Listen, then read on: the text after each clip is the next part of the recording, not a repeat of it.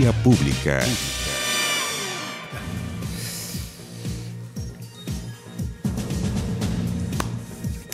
¿Cómo están ustedes? Muy buenas noches, bienvenidos a esta Vía Pública, 23:02. Afbun, ¿cómo poder decirlo? Afbun llegó a declarar, estuvo más de 2 horas, el sacerdote Raúl Afbun declaró en la Fiscalía Centro Norte en calidad de imputado por encubrimiento de abusos sexuales en el caso de Jorge Laplagne. Javier Molina es el denunciante. ¿Podemos escuchar, señor director, lo que dijo el sacerdote Afbun en la llegada? ¿Lo tiene usted por ahí? Vale la pena.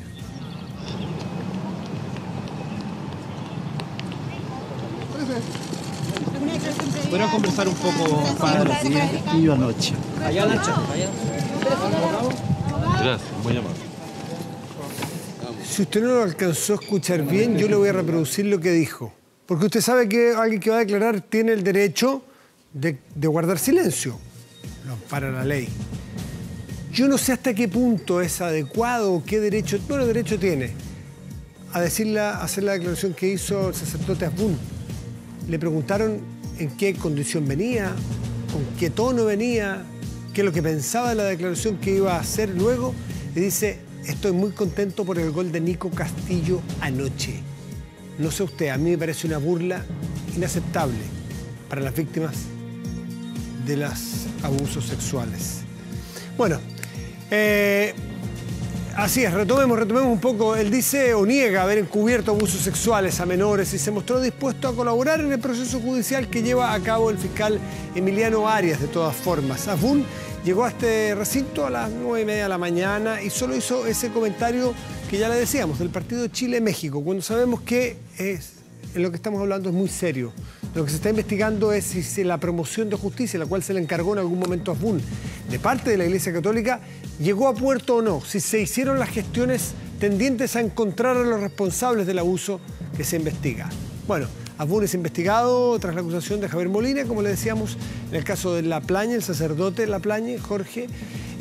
Es su testimonio, él mismo repitió lo mismo que en nuestro programa, El Informante. Javier Molina asegura haber realizado una denuncia en 2002 contra el sacerdote Laplagne por abusos sexuales reiterados. Afbun estuvo a cargo de esa denuncia o de investigarla en la justicia canónica, pero cerró la investigación un par de años después y Laplagne incluso continuó hasta este año trabajando con menores de edad. Bueno, esperamos que su declaración, como otras que aún faltan, contribuyan entonces a esclarecer los hechos y encontrar justicia para este denunciante, para Javier Molina, que lleva tantos años luchando, así como otros, que incluso hay algunos que pueden estar viéndonos y todavía no pueden, no se atreven a dar el paso de denunciar. Todavía viven con su propio monstruo, con su propio fantasma de haber sido abusados adentro. Hay un proceso muy largo para poder atreverse a salir y contárselo a un tercero. ¿Para qué le digo denunciar? Por eso es que es importante, según los expertos, en decretar la imprescriptibilidad de estos delitos. Porque no es llegar y que ser víctima del delito y al día siguiente ir a declarar. Hay un proceso psicológico muy potente. Pero en todo caso, nada de esto, me parece a mí, disculpe si no compartimos, es adecuado compararlo con el gol del Nico Castillo anoche. Me parece trivializar, burlarse, frivolizar. No me parece muy cristiano. Por eso me llama mucho la atención de un sacerdote. Bueno, diversas opiniones se han desatado después de una reunión de la presidenta de la UDI, Jacqueline Van Rysselberghe, con el candidato y más probable presidente del Brasil, Jair Bolsonaro. Esto fue en Brasil, ¿eh? Su viaje encontró apoyos y críticas dentro de su mismo partido, eso es lo interesante, y de Chile Vamos, que es su coalición. Hoy estaremos con el analista político Cristóbal Belolio para conversar sobre este tema y del rechazo también de la Suprema a la remoción del fiscal nacional solicitada por parlamentarios del Frente Amplio. Está movidita la política, como puede ver. Marihuana legal. En Uruguay usted ya lo sabía, ¿cierto? Bueno, Canadá es el segundo país del mundo. Legalizó el consumo recreativo de la marihuana. Esto después de Uruguay y Canadá es la primera nación del G7 en implementar una ley que avala el mercado de la marihuana a nivel nacional. debatiremos, tiene un límite de 30 gramos, en fin, pueden tener 4 plantitas en su casa, esto para mayores de 18 años. Debatiremos sobre los efectos de esta medida, con esta droga, con 2 especialistas aquí en Vía Pública. Vamos a la pantalla. Trum, ahí. La pregunta de hoy es la siguiente. ¿Cree que fue buena la idea de la reunión de la senadora Van Rysselberghe con el candidato Jair Bolsonaro? ¿Sí o no? Usted puede votar en nuestro fanpage de 24 horas. Ahora hacemos una pausa, volvemos y transitamos por esta nuestra vía pública.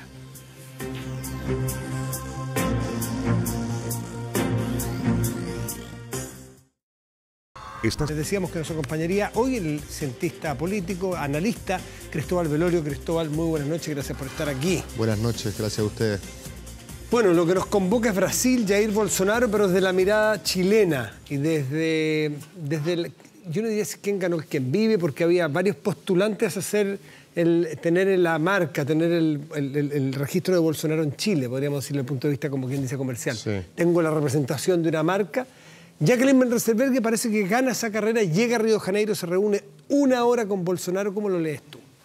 Sí, hay 2 lecturas que son bastante obvias. La primera es que se sube a caballo ganador.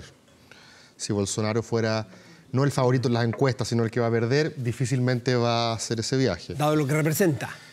Independiente de eso, el hecho que vaya a ser caballo, el hecho que vaya a ganar, de hecho ella lo disfraza y trata de neutralizarlo ideológicamente diciendo que es por los acuerdos comerciales que Chile podría firmar con Brasil. Lo que no es mentira, pero no es esa la razón del viaje. La segunda razón, que también es bastante obvia, es que la derrota del PT significa para la derecha chilena un hito importante, porque termina por consolidar la caída de lo que alguna vez se llamó la ola rosada de gobiernos de izquierda en la región. La tercera razón, más vinculada a lo que tú señalas, yo creo que tiene que ver con, como dicen los beisbolistas, cubrir las bases. Era José Antonio Kast, en teoría. Él había hecho la primera avanzada. Y que ideológicamente pareciera empalmar mejor con el discurso de Bolsonaro. Hasta Manuel José Sandón, que parecía más domesticado, vuelve a recuperar ese. Y es interesante porque tanto José Antonio Kast como Manuel José Sandón han sido tachados de una u otra manera como populistas de derecha. Y Bolsonaro es un populista de derecha. En ese sentido, lo que hace Jacqueline Van Rysselberghe es interesante porque pone un partido institucional a disposición. Eso. ¿Hasta qué punto es legítimo que un presidente o una presidenta, en este caso de partido, haga este movimiento de fichas? Porque ella no se mueve sola, ella mueve a la UDI. Por eso también gente de la UDI reaccionó. Yo creo que ella lee, y en ese sentido, yo creo que lee quizás correctamente. Yo hace un tiempo atrás pensaba que la candidatura de Jaime Belolio a la UDI era positiva porque justamente le reconoce que el problema de la UDI no es tanto de caja, de stock, sino de flujo. Las nuevas generaciones consideran que Evópoli probablemente es un proyecto político más atractivo, en la medida que no te echas encima la mochila de Pinochet, es libre mercadista. Y es una generación más liberal porque nació con un Chile distinto bajo la piel. En ese sentido, la UDI es menos atractiva para esas nuevas generaciones. Pero curiosamente aparece este fenómeno de José Antonio Kast, que saca nada menos que 8 puntos en la presidencial, con un discurso que no solamente depende del mundo evangélico o la familia militar, sino que ataca a la corrección política, al progre, como este enemigo que en cierta manera tiene dominado, hegemónicamente domina el escenario, las redes sociales, y se da cuenta Jacqueline Van Rysselberghe que ese discurso, como dicen en Game of Thrones, más allá del muro, no es tan marginal y que es atractivo para ese mundo. Entonces, por eso yo hoy día pienso que, si bien la apuesta de Jaime Belolio era justamente competir con Jacqueline Rysselberghe para decirle a Felipe Kast y a la UDI, perdón, y a Evópoli, nosotros aquí también podemos modernizarnos, hoy quizás Jacqueline Van Rysselberghe es la última barrera de contención para que el mundo de José Antonio Kast no siga creciendo. Y en ese sentido, ella va y dice, no, nosotros también somos Bolsonaro. O sea, ella atiende primero a lo que se le fue por la derecha en un momento, al mundo de Kast, José Antonio. Esa es mi impresión, por lo menos con esta jugada de sacarse la foto con Bolsonaro. Es decir, ok, José Antonio Kast es una figura atractiva para todos ustedes, pero soy yo la que tiene la representación oficial. En la UDI todavía queda algo de ese espíritu. No se vayan, muchachos, aquí todavía queda algo de eso. Me parece que es una manera plausible de leerlo. O sea, hay una primera víctima que es José Antonio Kast. O sea, básicamente le dice, nosotros seguimos representando a la derecha sin complejos, como se dijo en un momento. Una derecha que, ojo, que no es necesariamente ni fascista, ni misógina, ni xenófoba, porque muchas veces es fácil caer en esos epítetos. Yo no me cabe duda que deben haber personas con esas condiciones en el electorado de Bolsonaro. Pero no todos los que votan por Bolsonaro piensan de la misma manera. De la misma manera como no todos los que les simpatizan con José Antonio Kast son racistas, misóginos, xenófobos, etc. Y yo creo que mientras más se les dice, también más alimentas la reacción. Ahora sigamos hurgando en ese punto, porque ganarle el que envío, esta mini jugada a José Antonio Kast, atender a ese público que se te estaba yendo como una gotera, pero que la gotera ya por tanto tiempo había hecho que se juntara agüita por fuera, ¿no? O sea, 8 o 9 puntos en la última elección de José Antonio Kast era algo relevante. Pero ser Bolsonaro, atender a ese público, ser políticamente incorrecto, ser contra el mundo progre, sin complejo, requiere no solo ir a ver a Bolsonaro, esto es una plantita que hay que regar todos los días. Y José Antonio Kast la hace todos los días. Todos los días le pega un quiñe a la izquierda, un quiñe fuerte al progresismo. Esto es la inauguración de una época donde gente de la UDI empieza a atender a este público más duro. Yo creo que esa va a ser la apuesta de ella, porque ha sido efectivo afuera. ¿Te acuerdas cuando Trump dice las barbaridades que dice pocas semanas antes de la elección respecto a las mujeres? Y muchos pensamos, bueno, esto fue, cerremos y ya démosle la victoria a Hillary Clinton. Terminó siendo quizás rentable. Mira el fenómeno de Viktor Orbán en Hungría o en Polonia, la ultraderecha ocupa también una retórica bastante similar. Según los estudiosos del populismo, el discurso populista se define por una estructura retórica donde a un lado está la élite corrupta, a la cual le echamos la culpa de todo, básicamente, y al otro lado el pueblo virtuoso. Es la narrativa que se vio en el Brexit, es la narrativa que se vio en la campaña de Trump, y no es muy distinta de la narrativa de Bolsonaro. Esta élite corrupta es flexible. Esta élite corrupta puede ser, si tú eres de derecha, la élite corrupta va a ser, no sé, por los políticos de Washington eran para Trump, o la élite progre, o, por ejemplo, los burócratas internacionales, si se trata de Bruselas y la Unión Europea. Si tú eres de izquierda y eres un populista en España o Grecia, la élite es seguramente el Fondo Monetario Internacional y las grandes corporaciones. Para Fujimori en los 90, cuando le ganó a Vargas Llosa en Perú, la élite eran los intelectuales. O los expertos, los técnicos también. Los tecnócratas. Por eso se suele decir que populismo y tecnocracia están en las antípodas, aunque en lo que se parecen es que ambos bypasean la mediación política. El tecnócrata cree que la mejor solución técnica le da finalmente la solución política y el populista cree que interpreta la voluntad del pueblo, bypaseando también el diálogo, la cocina. Y exactamente. En el buen sentido de la palabra. Que es legítima en democracia. Por eso se suele decir que el populismo es antipluralista. El pluralismo es reconocer que hay distintos intereses legítimos en sociedad y el que piensa distinto no es malo. Y fíjense cómo el populista moraliza el escenario. Cuando gana el Brexit, Nigel Farage dice, este es el triunfo de la gente decente, de la gente real, como diciendo los otros no son reales. Cuando Bolsonaro vota, dice, espero que hoy sea el triunfo de la gente de bien, como diciendo los otros no lo son. Y la carta que José Antonio Kast le manda es en ese mismo tono. Es la izquierda mentirosa, es decir, moralizar el debate y hacer que los otros sean los malos. El populismo izquierdo hace lo mismo. Maduro ocupa una retórica muy similar para el otro lado. Cristóbal Belolio, si vamos a suponer, vamos a dar por cierto que Jacqueline Merzelberghe tiene un diseño que hoy lo inaugura, una etapa donde se va a atender a su público más de derecha, que se le había ido por fuera, que va a empezar a ser a lo mejor un poquito más dura, más incorrecta frente a las propuestas progresistas o de centro. Bueno, puede reenganchar a un público de Kast. Esa la había ido. Sí, vamos a dar por cierto que esa es una tesis plausible. Se le va a empezar a vaciar por el otro lado, porque hay un imán muy fuerte en una derecha, dentro de la derecha, que es Evópoli. Decirle, muchachos, a los Jaime Belolio, muchachos, ¿qué hacen ahí? Menos ahora. ¿Por qué no se vienen aquí al centro? ¿Por qué no rompen con ese conservadurismo o con ese populismo o con esa derecha tan anticuada y se vienen acá a esta modelo más liberal, más de centro? Eso, por cierto. De hecho, yo creo que hasta cierto punto a esta Evópoli le sirve. Por supuesto, pues. A eso me refiero. Es más posible aparecer como una derecha moderada en la medida que la UDI efectivamente zarpe hacia más a la derecha aún de donde estaba.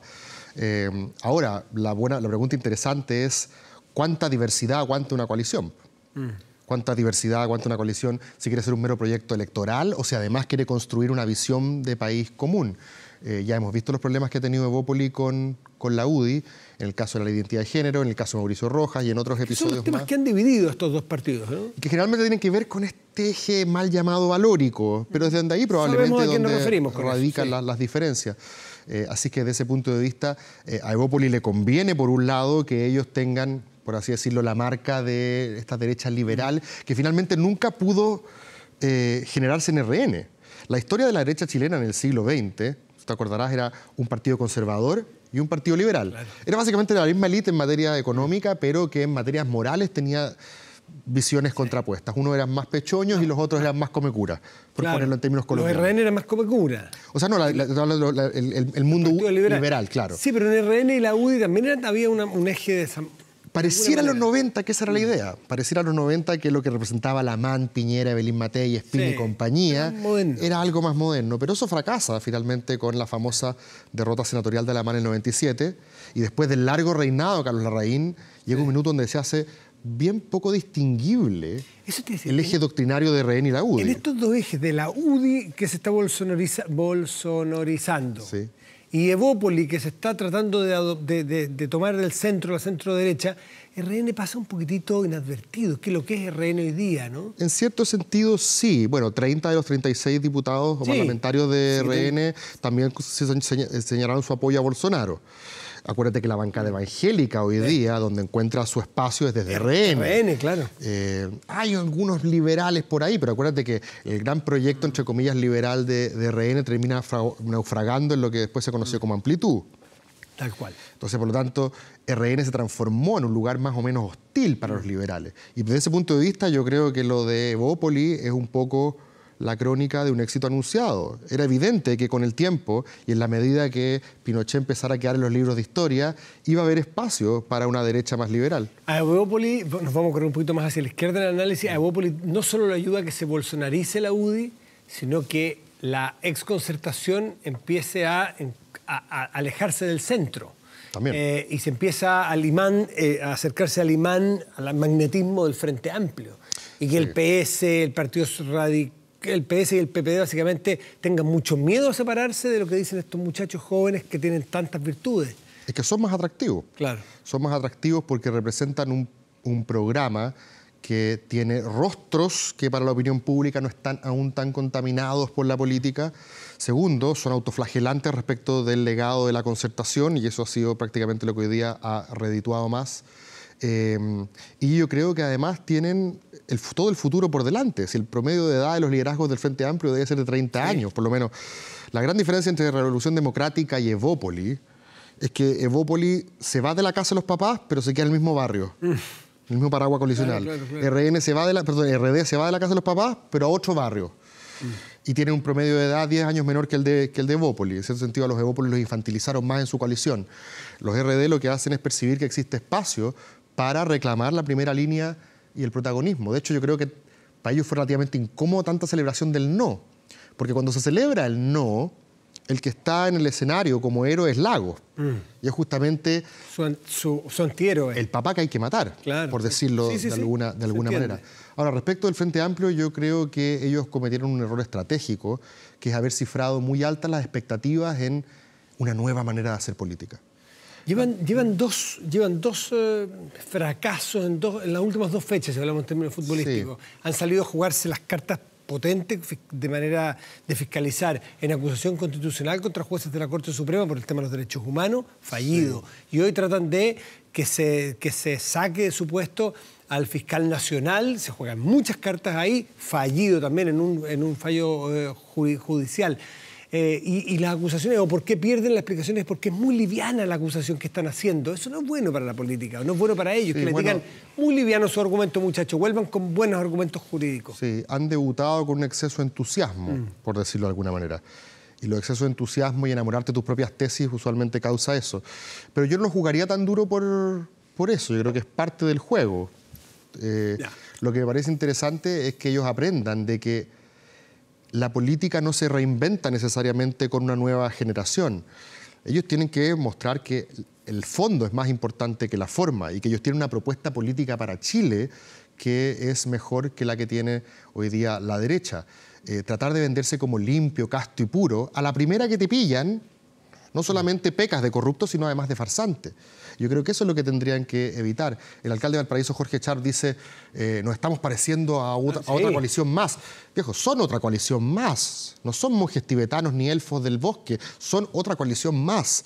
Y la política, e incluso la cocina que tú mencionaste, es parte muchas veces de cómo se desarrolla la política. Es cierto que quieren estar más vinculados a los movimientos sociales, al territorio. Al territorio, hacer las cosas de manera más horizontal, y eso está bien. Me causa incluso simpatía que sean más papistas que el Papa respecto a estas lucas de RD, no van a cobrar los sueldos en la directiva hasta que se aclare esto. Está bien, pero también quedan presos de un discurso que fue muy beato y cuando se dan cuenta de que la política tiene una dimensión que es difícil de conjugar con esa beatería, te pasan la cuenta. Yo creo que en cierto sentido muchos medios también están festinando con eso. Yo creo que hay que alejarse de eso, en vez de prometer que tú eres puro, casto y limpio en todas, promete que vas a tener una propuesta política mejor para Chile. Ahora, esto está empezando. El Frente Amplio, ¿cuánto tiempo lleva? ¿Un año y medio? Un año y medio, está en rodaje. Por supuesto. La Alianza, a los 2 años de que partió, Evelyn Matei y Sebastián Piñera tuvieron un chanchullo mayúsculo que prácticamente partió a la coalición. Después tuvimos el caso de Gemita Bueno y Jovino No. La derecha tuvo 20 años de teleserie.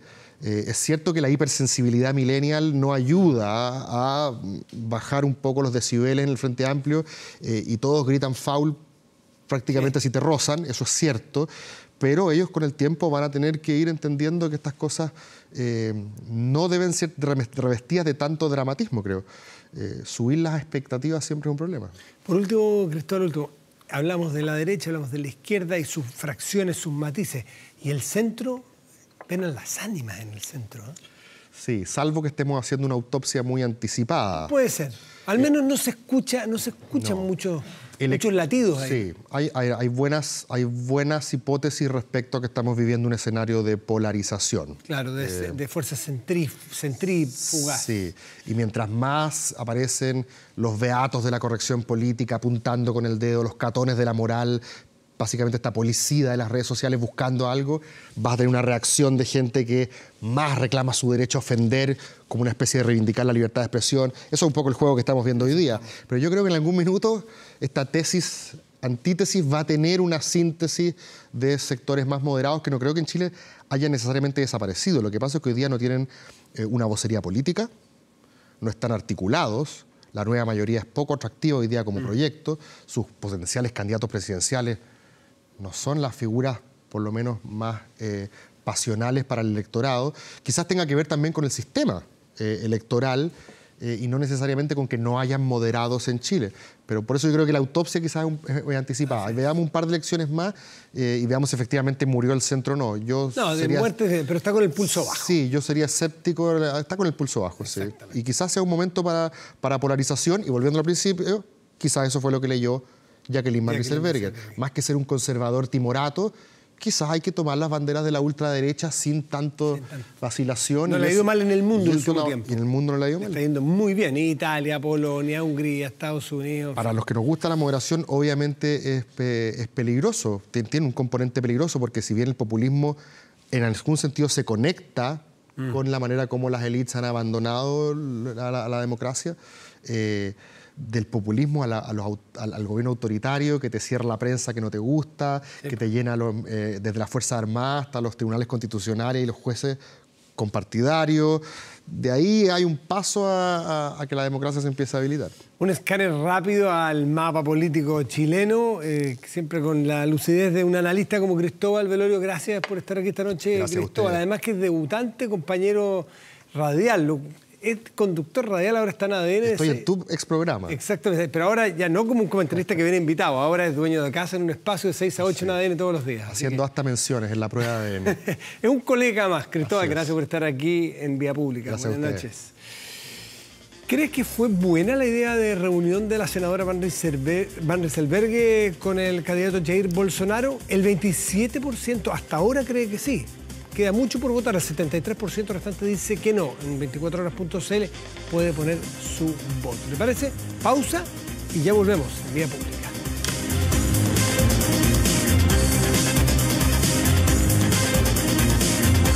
Conversación. Hoy nos convoca la marihuana, la cannabis. Lo que sucedió en Canadá, que es una legalización, es el segundo país del mundo que legaliza el uso, se llama el uso recreativo de la marihuana, con un tope de 30 gramos por persona, la posibilidad de tener hasta 4 plantas en la casa, en el domicilio o de manera privada, mayores de 18 años naturalmente. Es el segundo país del mundo, es el primero de los G7 de estas grandes economías del mundo. Uruguay había encabezado en el mundo esta exploración y queremos conversar sobre esto porque es una idea que en todas las sociedades se está debatiendo permanentemente. Nuestros invitados están ya en la mesa. Muy buenas noches. Hola. ¿Cómo les va? Está Ramiro Cepeda, que es médico cirujano, Sí. pero es doctor en farmacología, colaborador de la Fundación Daya. Gracias, Ramiro, por estar aquí. Muy buenas noches. Y ella también es médico cirujano. Ella es Viviana Venegas, past president de SOMNIA, que es la Sociedad de Psiquiatría y Neurología de la Infancia y la Adolescencia. Gracias, Viviana, por estar aquí también. Me gustaría partir por ahí. ¿Qué les parece que una sociedad, un país, determine a través de sus procesos legislativos legalizar el uso recreativo de la marihuana? Viviana. Bueno, la realidad en Canadá tiene que ver mucho con un tinte político, básicamente porque el presidente de ese país ha promovido esa legislación. Es una persona que promueve la liberalización del uso recreativo de la marihuana y constituye un gran riesgo para la población de Canadá. Yo creo que, tal como lo hemos visto en sociedades como en Uruguay, donde se ha afectado, ya hay cifras que uno puede mostrar respecto a lo que ha pasado en Uruguay, creo que en Canadá hay un riesgo inminente respecto al consumo, particularmente de niños y adolescentes. ¿Por qué dices eso? Perdón, si es que es para mayores de 18 años aquí. Porque la cultura puede cambiar. Desgraciadamente, de la percepción. Desgraciadamente, cuando tú legislas respecto al acceso de una sustancia que es potencialmente adictiva y liberaliza su uso, obviamente en la promoción del acceso baja la percepción de riesgo y los primeros que se acercan al consumo son los adolescentes. Eso es algo internacional. Baja la percepción de riesgo, sube el consumo. Y eso ocurre en Chile, ocurre en Estados Unidos, ocurre en Canadá, ocurre en todas partes. Por lo tanto, la única forma de reducir la posibilidad de acceder al consumo es restringir legalmente el acceso. Ramiro, ¿qué opinión tienes tú? O sea, yo creo que un país cada vez más desarrollado en cuanto como sociedad son capaces de tomar las decisiones que ellos estimen convenientes, y si es que Canadá y su gente considera que es una de las medidas que son le dan mayores libertad y habla de una sociedad mucho más desarrollada, creo que no se le puede hacer ninguna crítica. Eso sí, y ellos yo creo que también lo tienen considerado, que tienen que hacer campañas de educación para que no aumente el riesgo del consumo en menores, y que la ley está hablando de eso mismo. Entonces yo creo que es una muestra de una sociedad más desarrollada que tenemos que también nosotros empezar a replicar, ya que el prohibicionismo tampoco ha servido tampoco a los países. Viviana, ¿es una sociedad más desarrollada quien permite el uso más libre de este tipo de sustancias? Yo no sé si es más desarrollada o no, porque yo pienso en los países nórdicos, que también son muy desarrollados y las políticas son bastante prohibicionistas, o sea, lo tienen muy claro. Países como Islandia, que tienen cifras de consumo del 5% o menos, en adolescentes está absolutamente prohibido, o sea, tal como otras prohibiciones, se prohíbe el uso del hilo curado porque hace daño, se prohíbe el uso de fuegos artificiales porque hace daño. Entonces, si uno revisa un poco... Con ese principio habría que prohibir el alcohol, por ejemplo, prohibir el cigarrillo, prohibir, no sé, un montón de otras sustancias de uso diario que hacen muy mal. Desgraciadamente, llegamos tarde a discutir los riesgos de las drogas legales que tenemos. Es decir, tu problema es legalizar más drogas. Exacto, eso es lo que quieres decir. Exacto. Si uno analiza lo que pasó en Uruguay... ¿Qué es eso? ¿Por qué no explicas ese cuadro? Si ustedes se fijan, desde el comienzo del programa de la legalización, 2011. cómo se incrementó el mercado negro en Uruguay. Si uno analiza los accidentes fatales en Washington, a un año de haber iniciado la legalización del consumo recreativo, uno podría decir, en realidad, hay evidencia de que la legalización produce cambios tanto en la conducta como Viviana, en el consumo. Sí, él es médico, es doctor en farmacología, y me gustaría que te hicieras cargo de estas evidencias que dice Viviana sobre hacer la analogía con el hilo curado, por ejemplo. Es que creo que son evidencias que son muy básica en términos de hacer una ligación directa de un evento con otro evento. O sea, no creo que basen un sustento en el cual un país tenga que tomar las decisiones. Evidentemente, si eso es una realidad, si lo que estamos viendo es que un aumento del consumo, como también en Chile existe el aumento del consumo del alcohol, lo que uno tiene que tomar es medidas en que eso no ocurra, pero no me parece que uno podría hacer una ligación directa de A es a B. ¿Sí? Eso me parece que... es arbitrario, sí, forzoso. Yo no me arriesgaría. No te arriesgaría. Ramiro, y lo que hace mención Viviana, que también lo he visto repetido en varios argumentos de quienes sostienen posiciones similares a ella, de la baja de la percepción en los adolescentes, quienes todavía no llegan a la edad legal para poder consumirlo o acceder a ello, pero que empieza una suerte de ideología que es partidaria del consumo, porque no tienen percepción de que es riesgoso. ¿Eso tiene un daño objetivo a tu juicio o eso es menor? Sí, o sea, yo creo que ese punto, y lo conversamos antes, yo lo comparto, ¿sí? Y comparto que evidentemente cuando uno está usando cualquier fármaco, no tan solo el cannabis, cualquier fármaco que atraviesa y llega al cerebro, algo está haciendo, ¿sí? No es neutro. No, sí. Y ahí podemos hablar desde las benzodiazepinas a los opioides y otros fármacos antidepresivos, todos que traspasan la barrera hematoencefálica, generan cambios y modificaciones al sistema nervioso central. Por lo tanto, es lógico que las personas que son menores de edad, que están en desarrollo, les va a generar o les podría generar potencialmente un daño. Yo creo que ese eso yo creo que estamos súper de acuerdo que el uso en niños de cannabis es muy peligroso. ¿Es muy peligroso el uso en niños? Como todas las drogas, uno las tendría que compararse que riesgo y beneficio. Hay grupos en los cuales se ha estudiado que podría tener mayores beneficios a riesgo, ya específicamente en alguna epilepsia refractaria. Lo que no quiere decir necesariamente que los pacientes, toda epilepsia hay que tratarla con cannabis, ¿sí? o derivados cannabinoides, o quiere decir que el cannabis se le puede dar a cualquier persona como si fuera una agüita de menta. Yo creo que eso no es así. Ramiro, si hubiese que emparejar la cancha, vamos a poner un escenario hipotético, había que entre la cannabis y otros fármacos que sí están hoy día legalizados, ¿tú tenderías a legalizar más o a prohibir más? Si hubiese que hacerlo a todos por parejo, porque es curioso que haya algunos fármacos o algunas sustancias químicas, porque al final son sustancias químicas, que estén prohibidas y otras que estén legalizadas. Mira, en la cuenta pública del 2016 del Servicio Médico Legal se habló sobre el costo que acarreaba el Servicio Médico Legal en relación a los procedimientos. Y las drogas que más, las sustancias a las cuales más se abocaba era pasta base, alcohol, ¿sí? Y cocaína, ¿sí?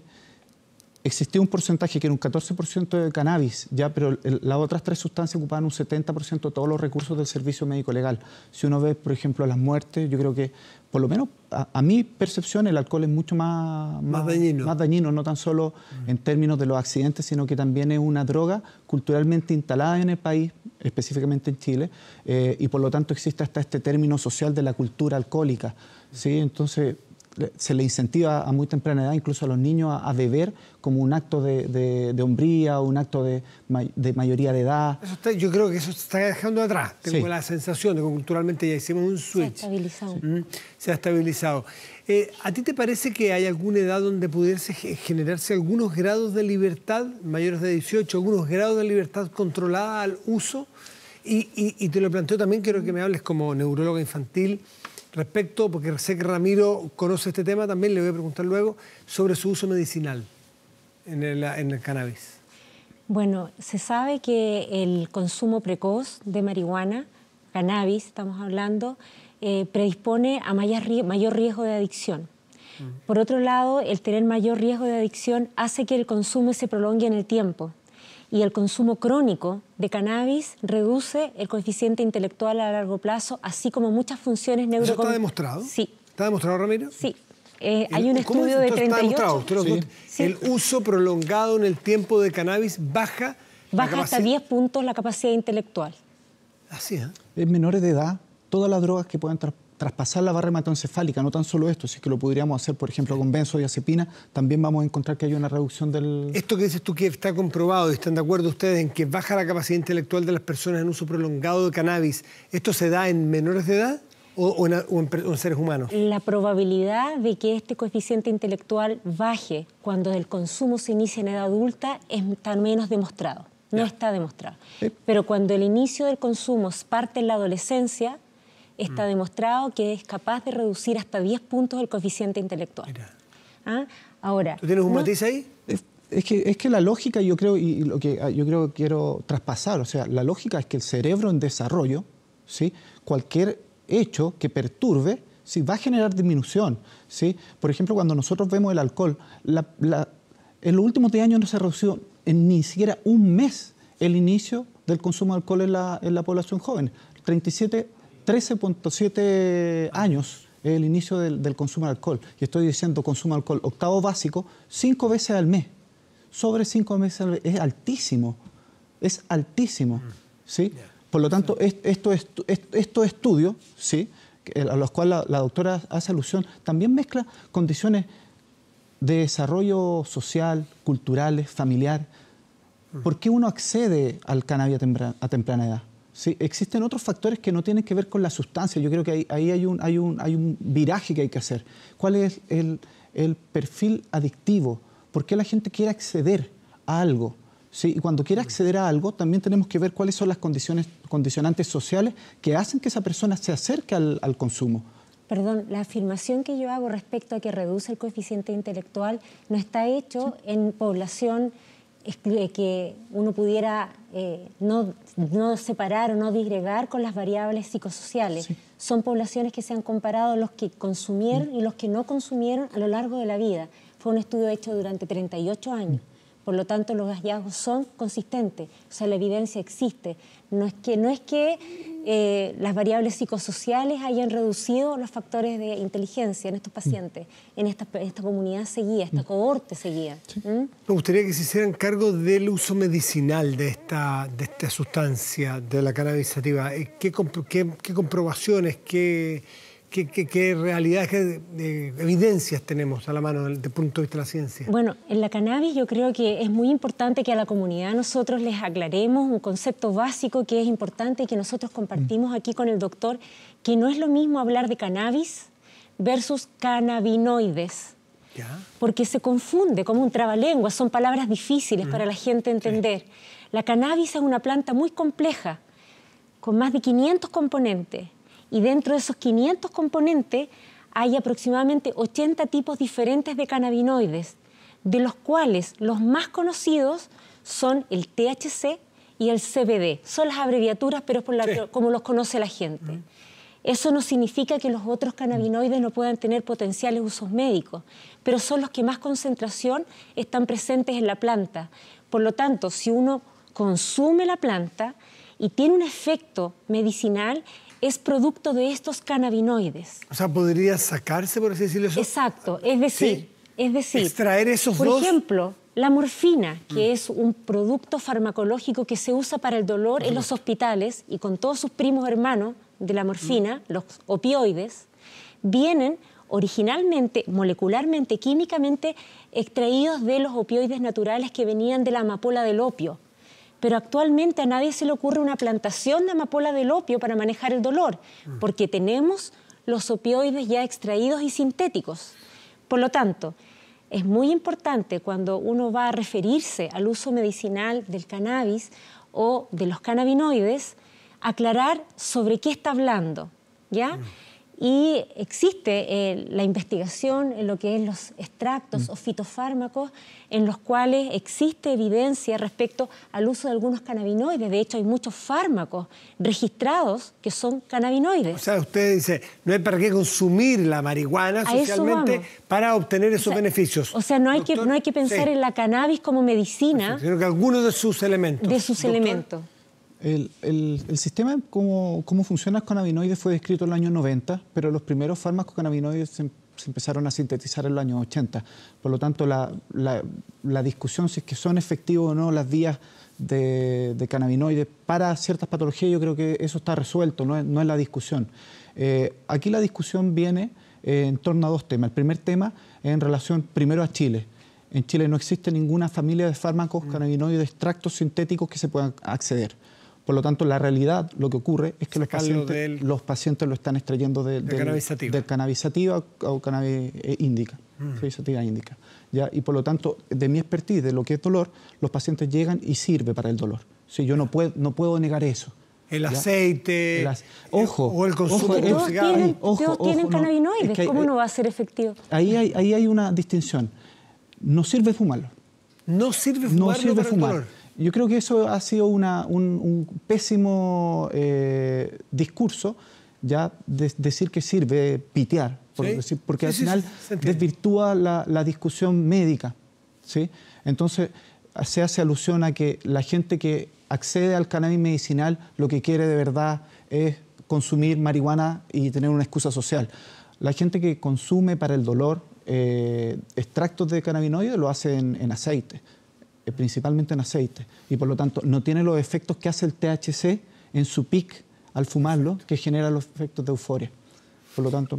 Le quiero agradecer a Ramiro Cepeda, a Viviana Venegas. Un pequeño comentario, que estoy de acuerdo con el doctor en el sentido de que si el consumo de aceites con alto contenido de CBD, que no es psicoactivo, pudiera tener un potencial efecto terapéutico. El gran problema que tenemos en Chile es que no tenemos la capacidad de medir la concentración de estos aceites artesanales, por lo tanto no hay forma de prescribirlo.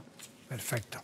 Ramiro, Viviana, muchas gracias porque hemos aprendido bastante, se han desmitificado algunas cosas que se dicen con mucha frecuencia y también hay posiciones encontradas respecto a la legalización, a la sociabilización de sustancias como esta. Muy buenas noches y gracias por estar aquí en Vía Pública. Gracias por la invitación.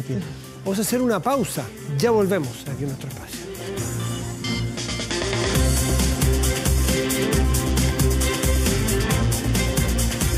A ver qué es lo que respondieron mayoritariamente nuestros televidentes. ¿Crees que fue buena la idea de reunión de la senadora Jacqueline Van Rysselberghe con el candidato Jair Bolsonaro en Brasil? Todo en Rio de Janeiro. El 28% cree que sí fue una buena idea.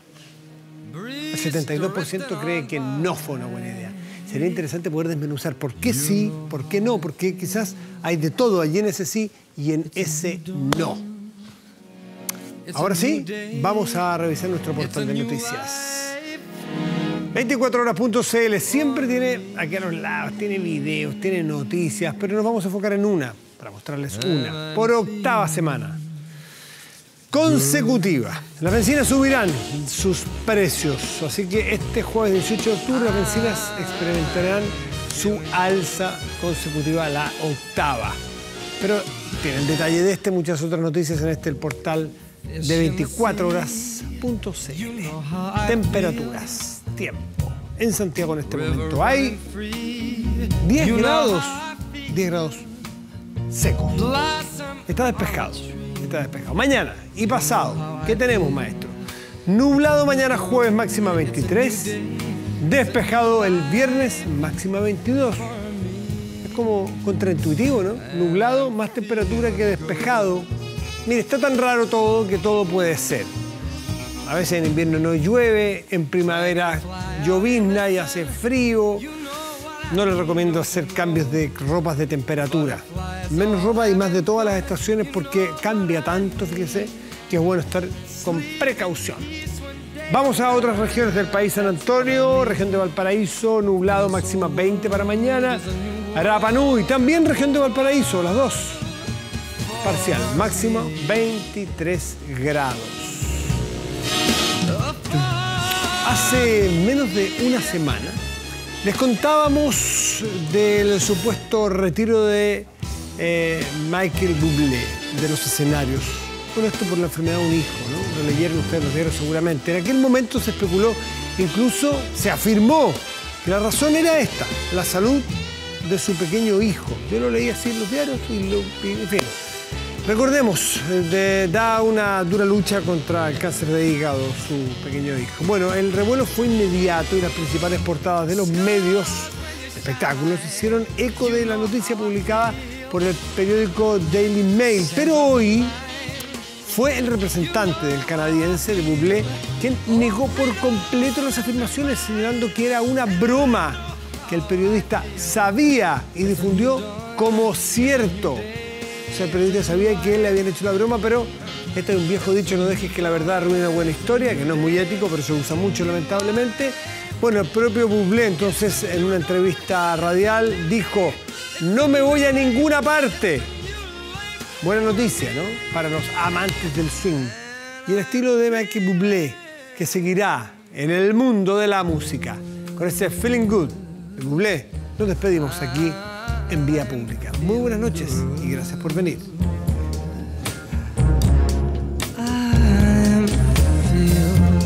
So good.